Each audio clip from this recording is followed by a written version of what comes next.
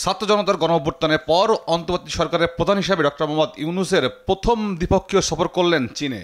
বহুল আলোচিত সফরে দুই দেশের মধ্যে অর্থনৈতিক এবং কারিগরি সহযোগিতা সংক্রান্ত একটি চুক্তি এবং 8টি সমঝোতা স্মারক সই হয়।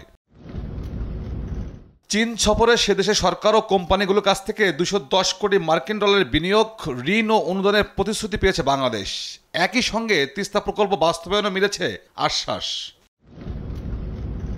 দেশটির প্রায় 30টি কোম্পানি বাংলাদেশের বিশেষ অর্থনৈতিক অঞ্চলে $1 বিলিয়ন বিনিয়োগের অঙ্গীকার করেছে।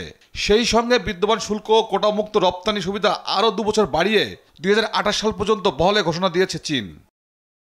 তাই প্রধান উপদেষ্টার চীন সফরকে পারস্পরিক সহযোগিতার অনন্য নজির বলছেন আন্তর্জাতিক সম্পর্ক বিশ্লেষকরা। প্রতিটি সফরের একটা নির্দিষ্ট থাকে।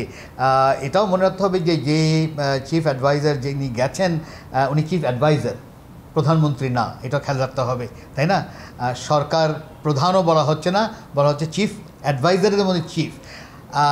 সেখানে স্বাভাবিকভাবে যেই জিনিসটা অন্য দেশগুলো এখনও দেখছে সেটা হলো এটা ইন্টারিম একটা সরকার। তার মানে হচ্ছে যে আজকে না হয় কালকে না হয় পরশু নির্বাচন হবেই, না হওয়ার তো কোনো কারণ নেই। এবং যেহেতু ইন্টারিম সরকার নিজেও বলছে যে ডিসেম্বর থেকে জুনের মধ্যে, তো ডিসেম্বর থেকে জুন তো আর বেশি দিন বাকিও নেই, তাই না? তো এই সময় এইরকম একটা কাঠামোতে বড় কিছু হওয়ার কথা না। তারা বলছেন ডক্টর ইউনূসের সফরের সুবিধা পরবর্তী নির্বাচিত রাজনৈতিক সরকার ভোগ করবে। ভারতের সঙ্গে বিদ্যমান সম্পর্ক স্বাভাবিক থাকবে বলে মনে করেন বিশ্লেষকরা। ফেভারেবল কি বলা হয় ইনভেস্টমেন্টের এনভায়রনমেন্ট তারা চাচ্ছে।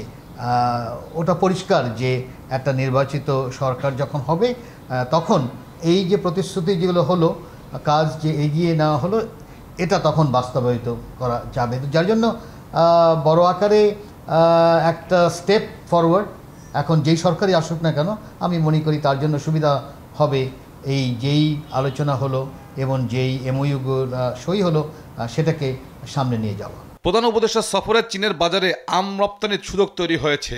এছাড়া তিস্তা প্রকল্প, নদী ও পানি ব্যবস্থাপনার জন্য চীনের কাছে 50 বছরের মাস্টার প্ল্যান চেয়েছে বাংলাদেশ। তৌফিক মাহমুদ মুন্না, দেশ টিভি, ঢাকা।